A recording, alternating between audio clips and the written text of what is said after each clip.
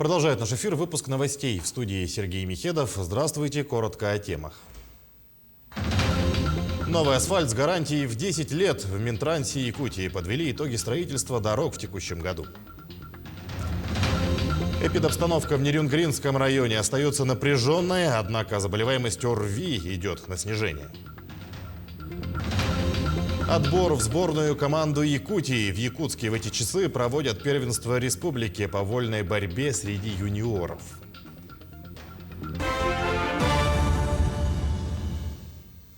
Итоги работы по нацпроекту «Безопасные и качественные автомобильные дороги» в текущем году обсудили сегодня в Министерстве транспорта республики. Так, все задачи по реконструкции и строительству новых дорог полностью выполнены.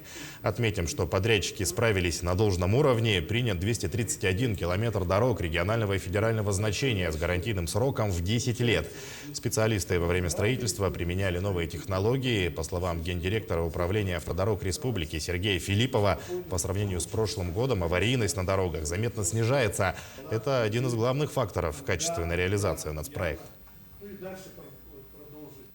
Да, в следующем году мы планируем работать уже на 26 участках автомобильных дорог регионального значения. И тоже примерный объем около 3 миллиардов. Но это, наверное, не окончательно, потому что, я же говорю, мы работаем активно и с федеральным центром, выделяются дополнительные средства федерального бюджета, и которые тоже идут с тем, чтобы мы сдали определенное количество, наверное, километров автодорог, ремонта или строительства.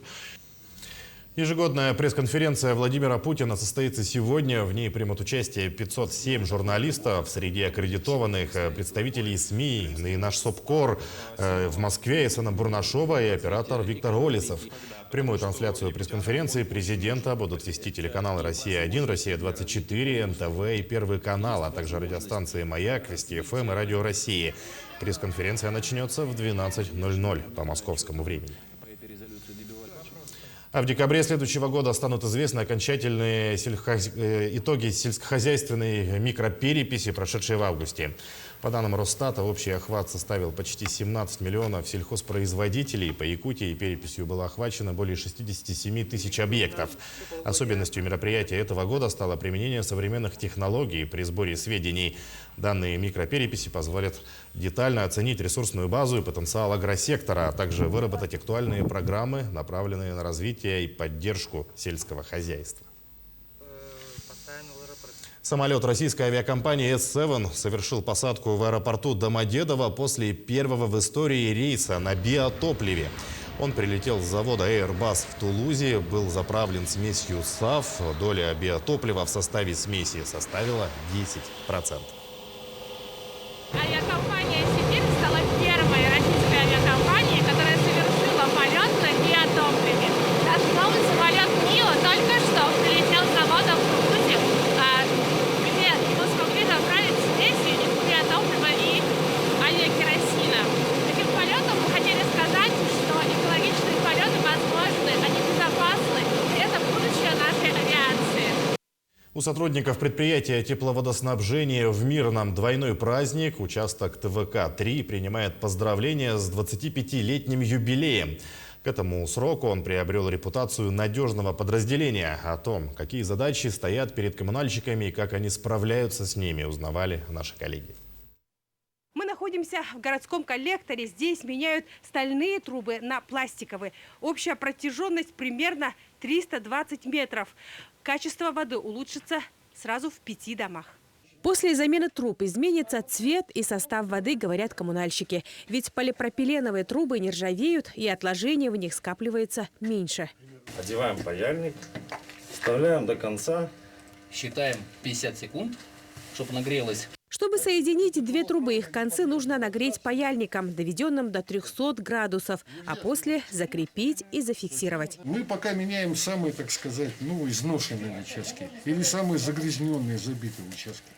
Все, я так понимаю, что эта программа надолго, и это, так сказать, уже будущее, чем старые стальные трубопроводы. Сегодня в цеху ТВК-3 параллельно заготавливают трубы. Аппарат помогает слесарю Василию Деньковичу нарезать конструкции до нужных размеров.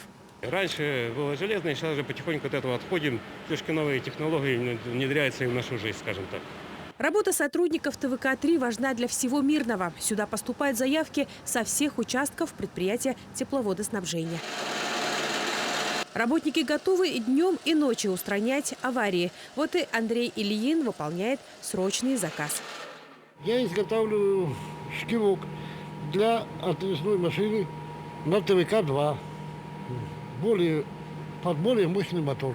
В этом году работники ТВК-3 отмечают 25-летие, а сегодня День энергетика. Коллектив дружный, люди ответственные. В почете ветераны. Многие проработали всю жизнь на одном предприятии. Я работаю с самого основания участка уже 25 лет. За это время что изменилось? Во-первых, материальная база, станочный парк, сварочные аппараты новые, освещение, то есть благосостояние бытовок улучшилось, ремонты сделали. Все для коллектива сделалось. Стиральные машинки, микроволновки, все это как положено. Профессиональный праздник работники тепловодоснабжения отметят скромно. Многие будут на смене, обеспечивая теплом дома мирнинцев.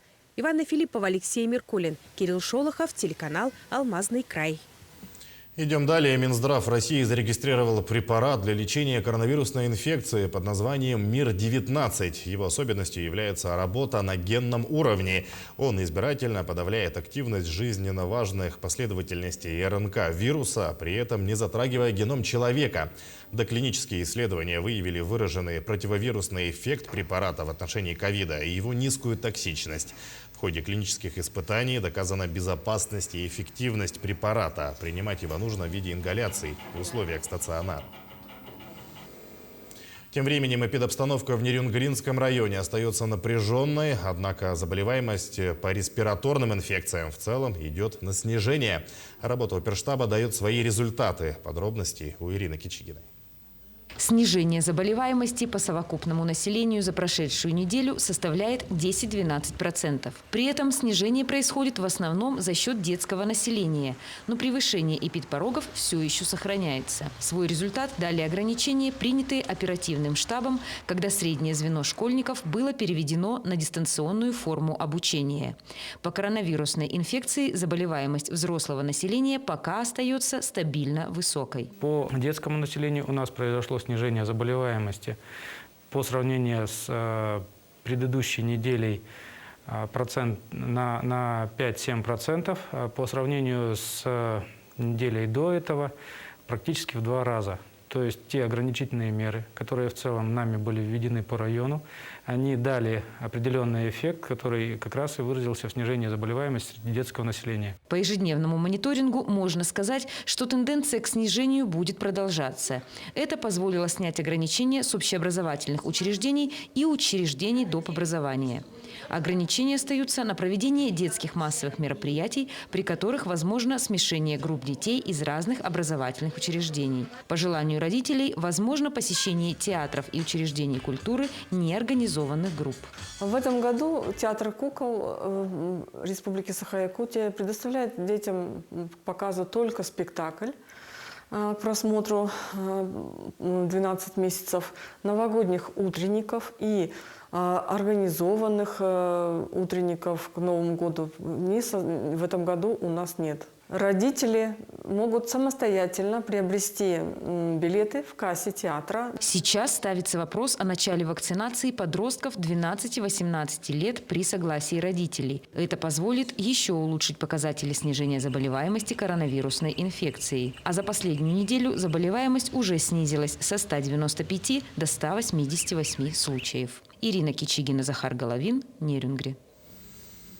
Природоохранная прокуратура в Якутии требует поднять из реки Лены понтоны, длительное нахождение которых в акватории наносит вред окружающей среде.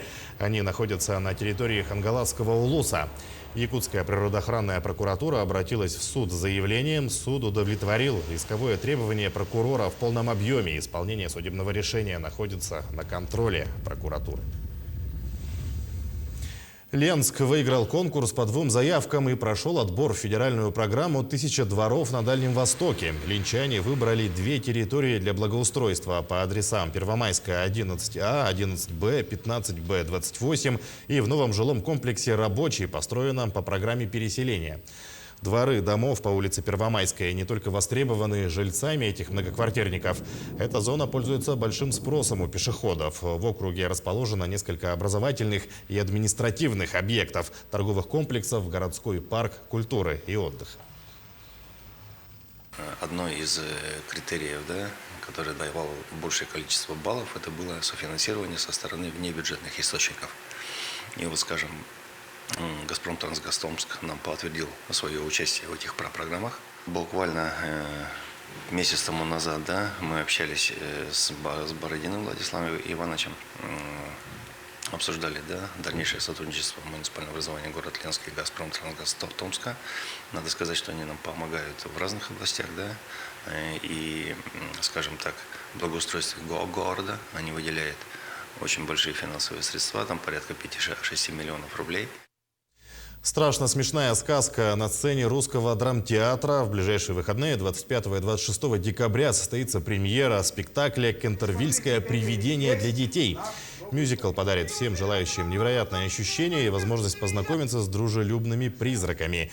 Пьеса адаптирована специально для театра Пушкина, использует уникальные декорации и написано эксклюзивное музыкальное сопровождение. Спектакли будут проходить в течение всех новогодних праздников до 9 января включительно. Всегда в преддверии Нового года хочется какого-то волшебства, какой-то сказки. Ну, мы же живем в современном мире, и, соответственно, хочется немножко что-то такое.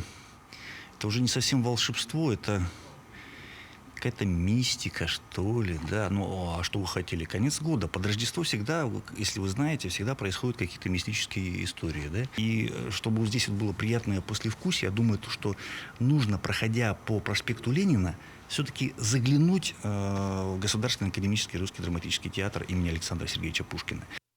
Но в эти часы в Якутске проводят первенство республики по вольной борьбе среди юниоров до 21 года. Соревнования посвящены памяти прославленного якутского борца Николая Захаровича Сахача. Борьбу за медали ведут в 10 весовых категориях. Звание сильнейшего оспаривают 73 спортсмена из районов республики. По итогам турнира лучших борцов отберут сборную Якутии для участия в первенстве Дальнего Востока, которое пройдет в первых числах февраля следующего года в Улан-Удэ.